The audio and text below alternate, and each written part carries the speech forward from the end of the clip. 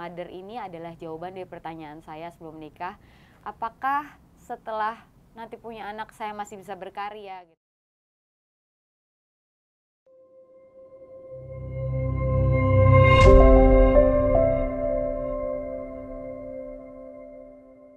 Oke, halo sahabat Sofia. Kembali lagi nih di acara Sofia Talks. Ini episode 2, kita kedatangan bintang tamu yang tidak kalah luar biasanya dari yang kemarin. Pasti juga sudah ada yang mengenalnya sebagian mungkin ya. Nah, kita sambut saja bintang tamunya. Siang kali ini ada Kak Mila Rosinta. Halo.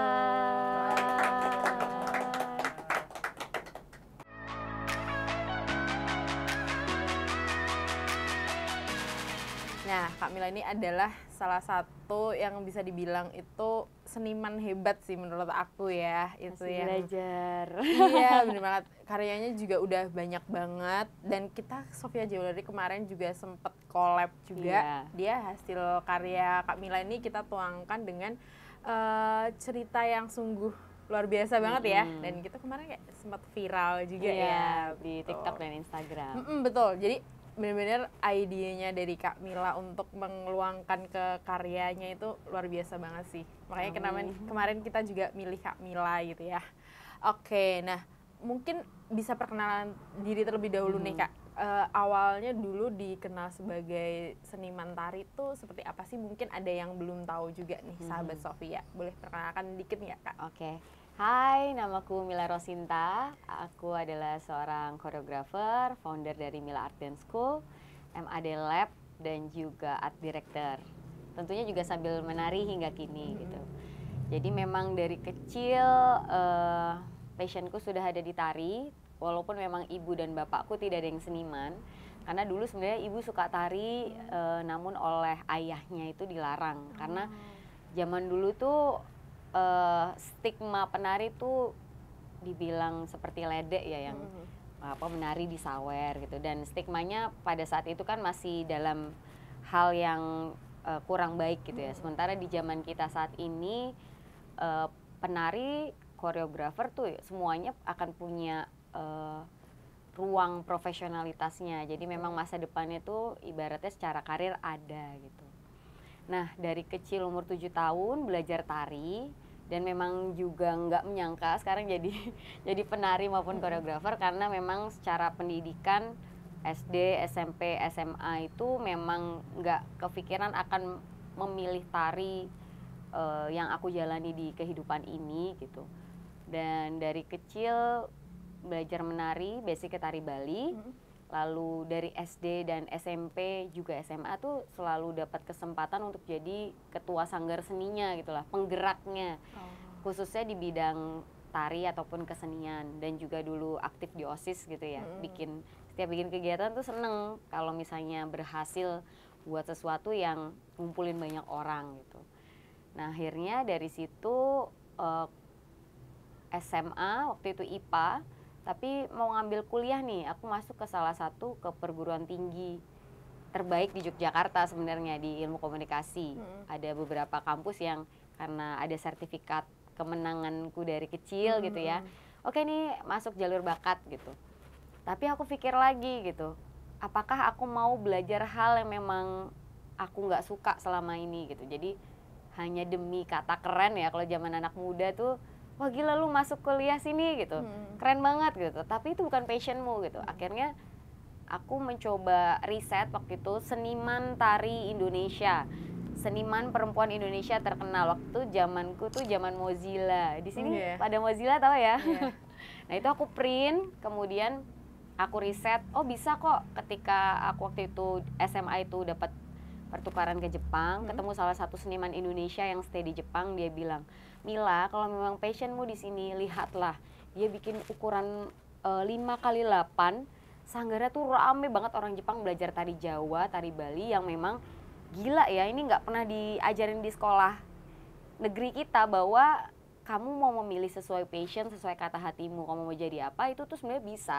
Asal kamu harus benar-benar bekerja keras, juga melihat peluang itu. Dan akhirnya dari aku bertemu seniman Indonesia, oh ternyata seorang penari itu bisa jadi koreografer, bisa jadi art director, bisa jadi desain kostum, bisa jadi make up, bisa jadi promotor festival, bisa jadi penulis, kritikus, manajemen dan lain-lain. Nah itu yang tidak pernah aku dapatkan di Indonesia. Kemudian pulang dari situ, aku yang riset tadi perihal siapa seniman di Indonesia, aku baca biografinya, lalu aku presentasikan tuh ke mamaku dan juga almarhum papaku. Ma, Pa, ini aku presentasi, aku pengen masuk perguruan negeri seni tari gitu. Aku pengen jadi pencipta karena memang dari kecil aku lihat bakatku, aku jatuh dan terpuruk tapi bangkit lagi tuh ya di tari gitu. Jadi ada sesuatu yang memang berat tapi aku senang gitu. Dan akhirnya aku presentasi ini ke depannya akan ada kemungkinan aku jadi ini dari membaca biografi seniman-seniman terdahulu gitu. Nah setelah presentasi ibu bapakku memberikan support gitu.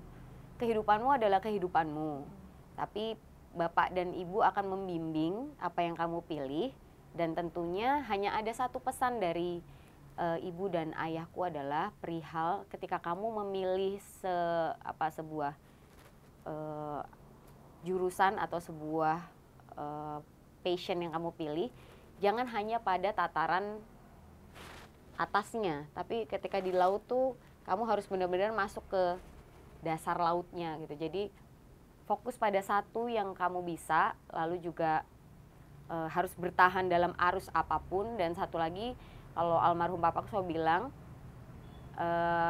bermanfaat buat sekitar, baik itu hanya satu atau dua orang, tapi kehidupan tuh ketika kamu bermanfaat itu akan lebih punya value atau berarti bagi energi yang kita dapat setiap hari gitu.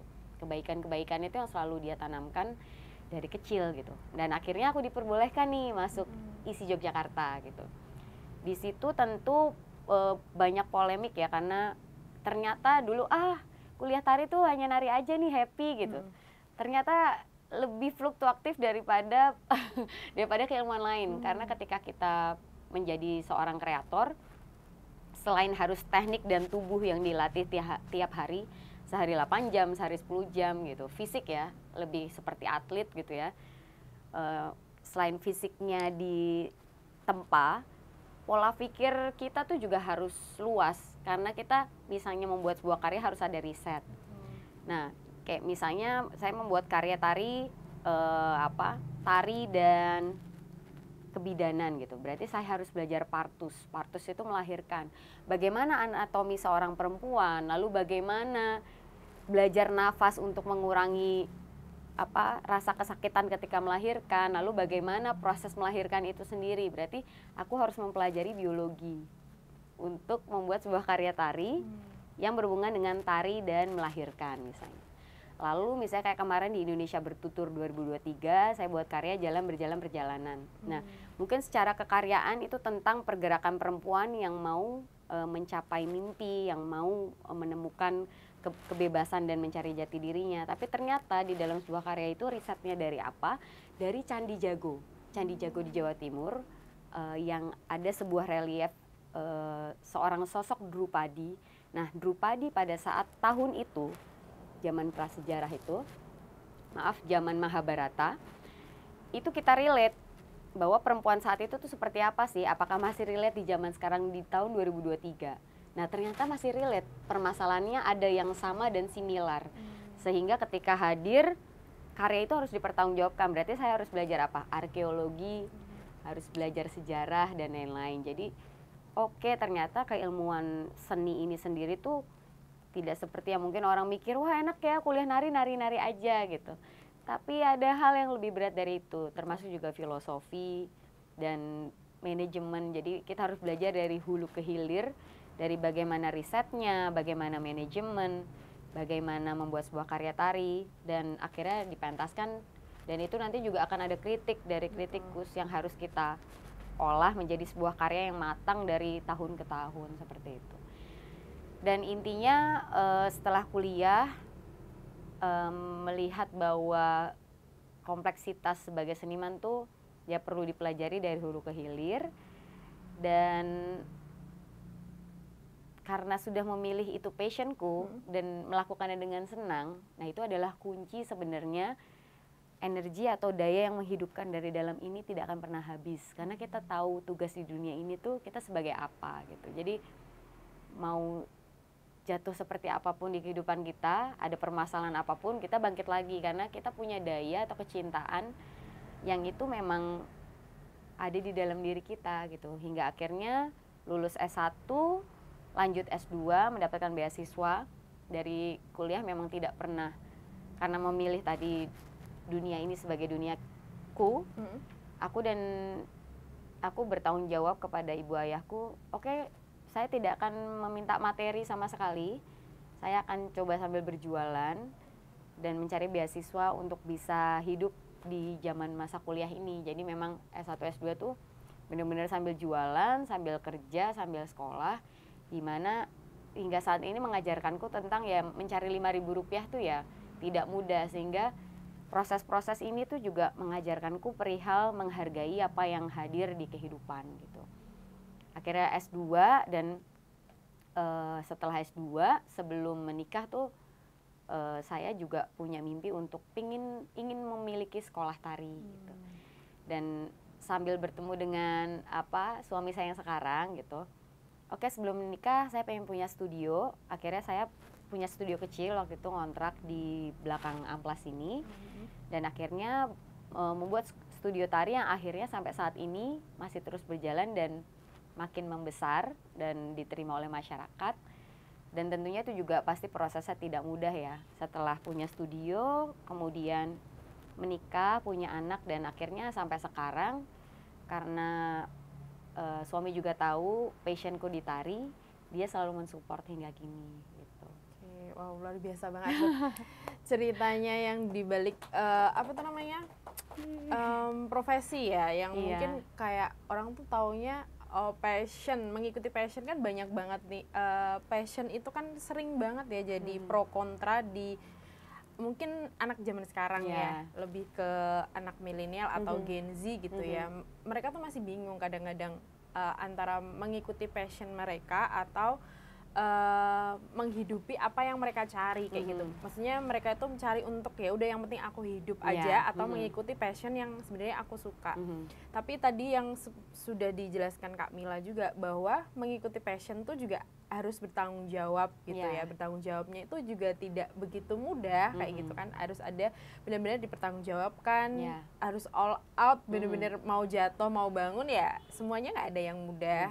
Betul. Jadi kalau misalkan mengikuti passion tapi kalau misalkan itu memang didasari sudah kesukaan ya ada lebih gregetnya gitu ya untuk mencapai itu kayak gitu. Oke. Nah, tapi memang ketika teman-teman di sini akhirnya akan memilih jalan di passionnya masing-masing gitu, tentu pasti akan selalu ada jalan di mana ketika kita pada tahap ikhlas gitu ya. Dari pertama kali ini aku belajar dengan para guru atau maestro-maestro tari ya, bahwa materi yang didapat itu akan sesuai dengan value-mu. Jadi yang diasah itu sebenarnya kalau di kesenian yang aku pelajari adalah skillmu akan mempengaruhi materi yang akan hadir gitu. Jadi kalau kita masih tahap belajar udah minta materi yang besar gitu, itu adalah sesuatu yang tidak balance gitu. Jadi kalau prosesnya dulu aku dari pertama kali masuk dunia pertunjukan adalah sebagai anak yang baru belajar di situ. Aku benar-benar dari ngekru yang angkat-angkat terap itu loh teman-teman. Lalu dari situ aku jadi stage manager yang ngurusin ke panggung secara keproduksian. Lalu juga kadang make upin anak-anak TK ataupun make up punya make up pertunjukan. Lalu juga misalnya hairdo ataupun misalnya nanti tahap jadi ke penari. Lalu nanti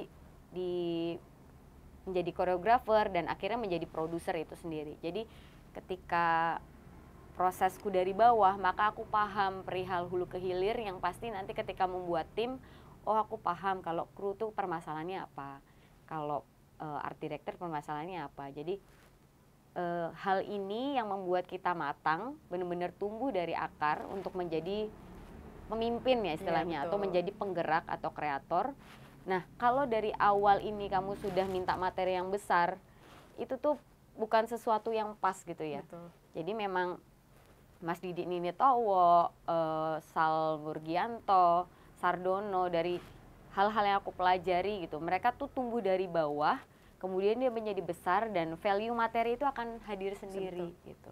Ketika kamu nanti mungkin sudah 10 tahun atau 15 tahun gitu.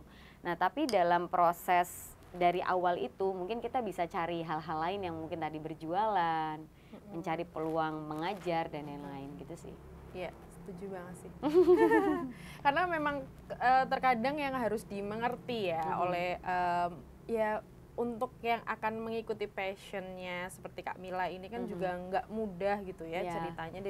Dari apa yang sudah dicapai kan ada perjalanan-perjalanan yang tidak mudah gitu ya. Bahwa ya tadi kayak yang disampaikan Kak Mila kayak nari ya nggak sekedar menari aja, dan mungkin buat beberapa orang kayak menari ya apa yang udah esensinya di mana gitu ya kan enggak, karena dulu aku juga pas saat kuliah di sastra itu memang diajarin dalam sebuah karya sastra itu kita harus tahu dulu dia itu di masa apa dan lain sebagainya.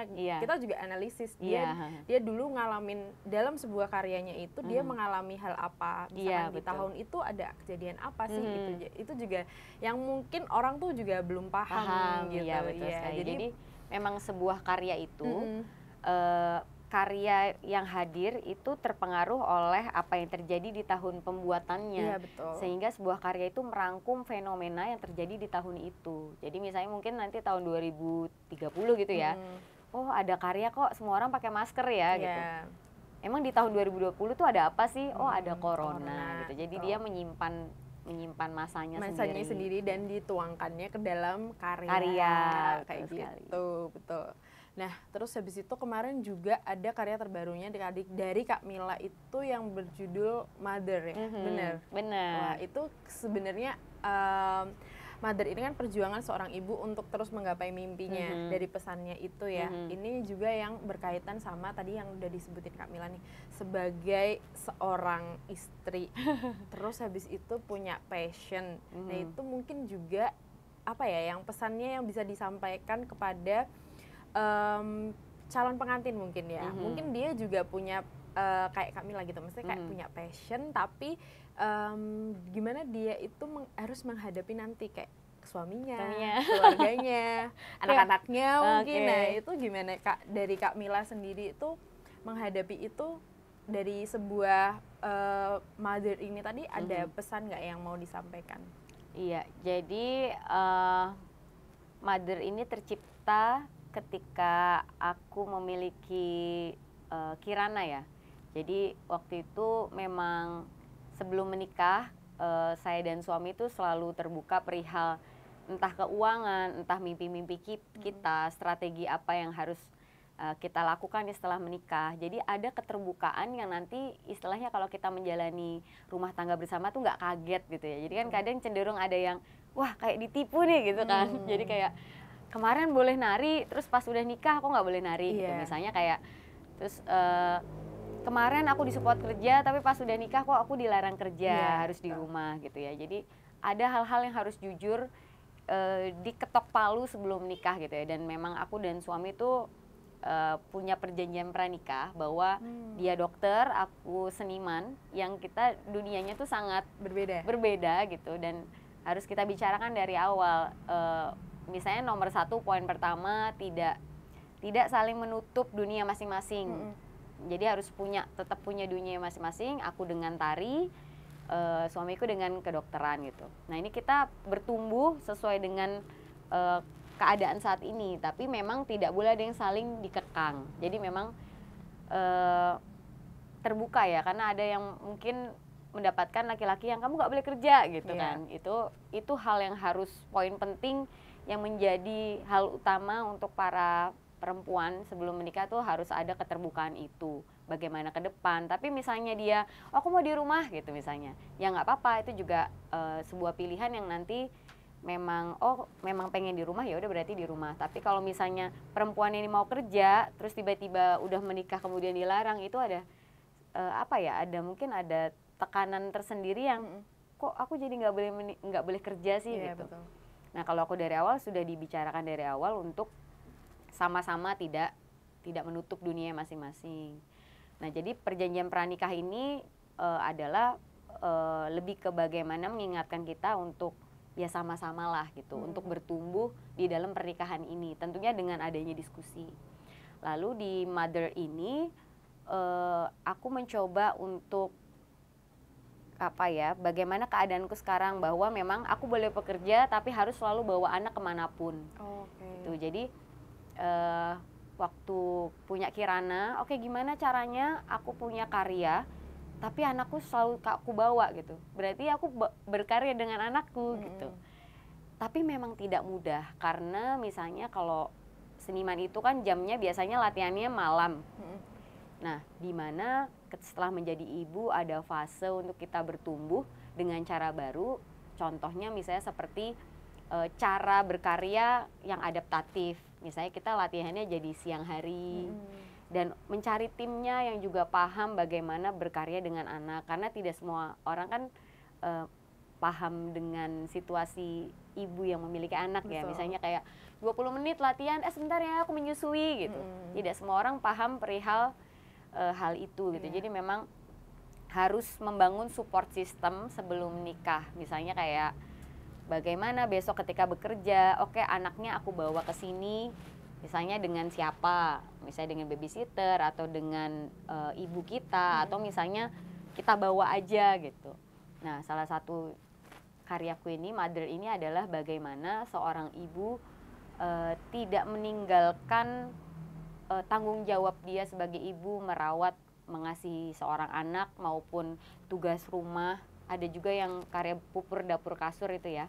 Itu juga tentang ibu yang masih mengurusi rumah, mengurusi anak, tapi dia juga berhak untuk punya kehidupannya sendiri untuk bertumbuh gitu. Jadi setiap ibu, setiap perempuan tuh punya hak kok untuk mengejar mimpinya gitu. Tapi dengan tadi tanda kutip ya, Mother ini adalah jawaban dari pertanyaan saya sebelum menikah, apakah setelah nanti punya anak saya masih bisa berkarya gitu. Karena kecenderungan di penari dan konstruksi sosial yang ada adalah penari yang udah punya anak gak usah diajak deh karena tubuhnya udah berubah.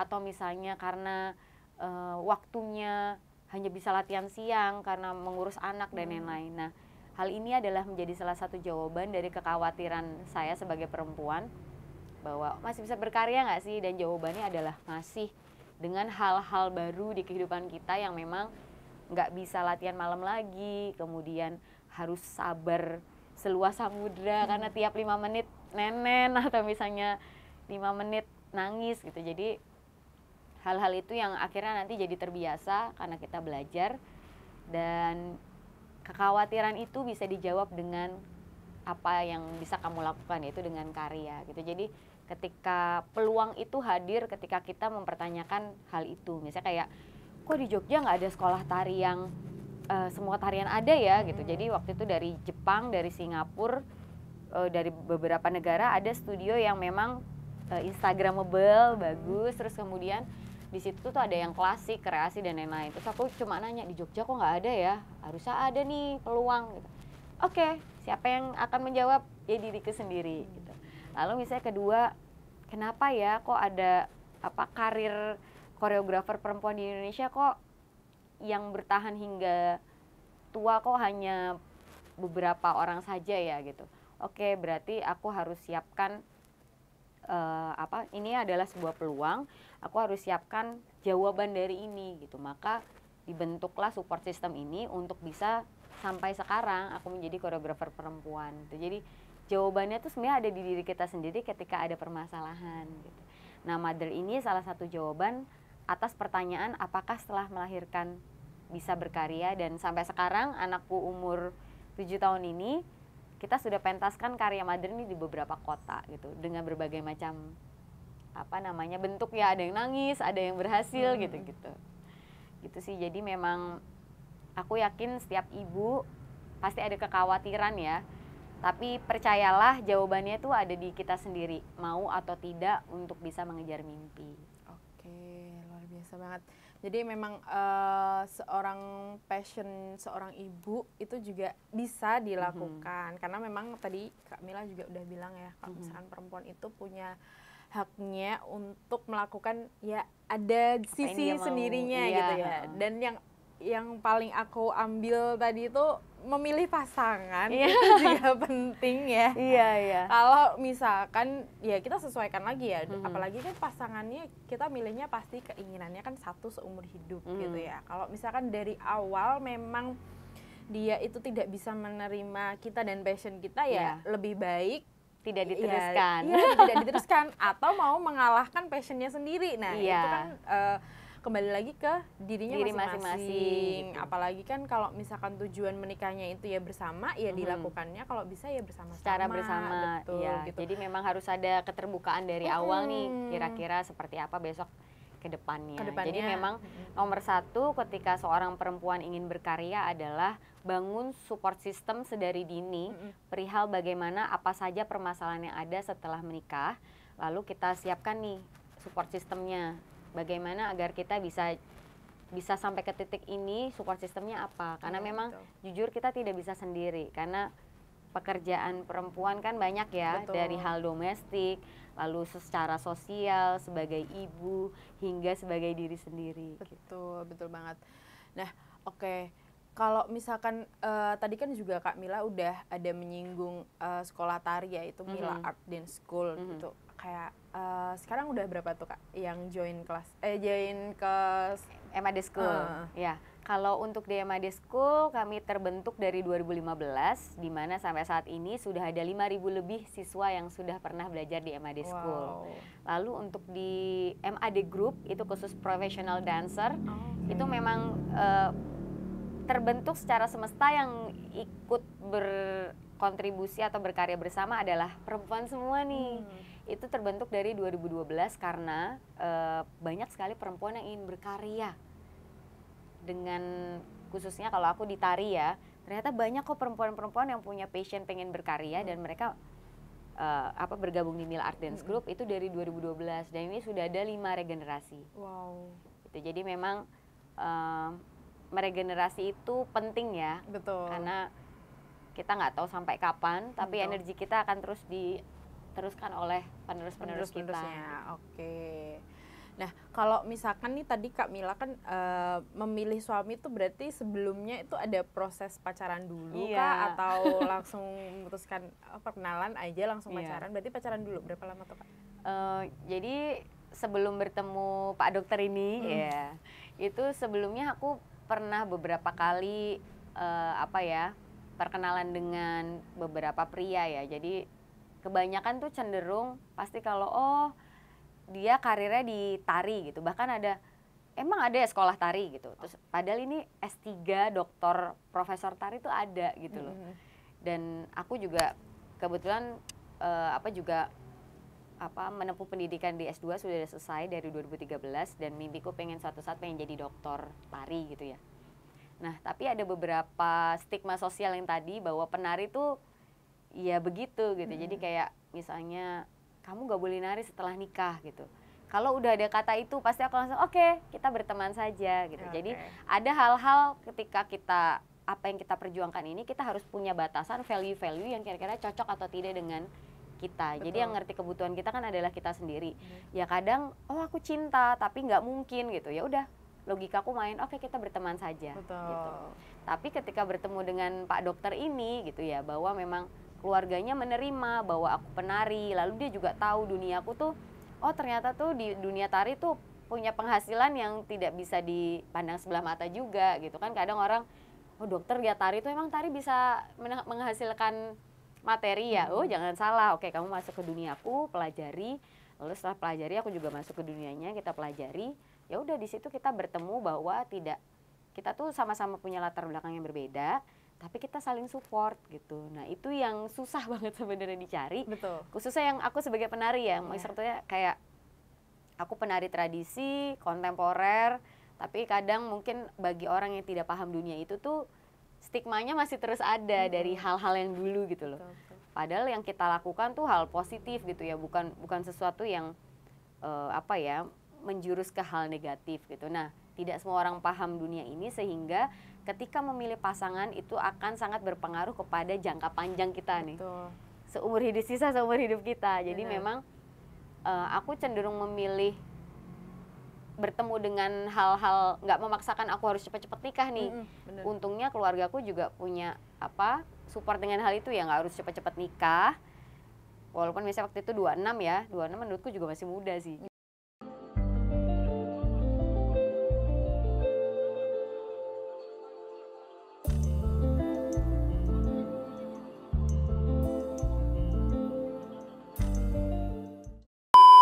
Pasangan itu tuh bukan perlombaan yang siapa menang siapa kalah. Betul. Tapi yang perlu dibangun ketika berkeluarga kan adalah komunikasi yang terus menerus ya. Jadi permasalahan apapun yang terjadi itu pasti ada. Betul. Setiap rumah tangga punya polemiknya masing-masing. Ada yang dari ekonomi, ada yang dari kesetiaan, ada yang dari kehadiran, ada yang dari berbagai macam, mungkin mertua dan lain-lain gitu ya. Jadi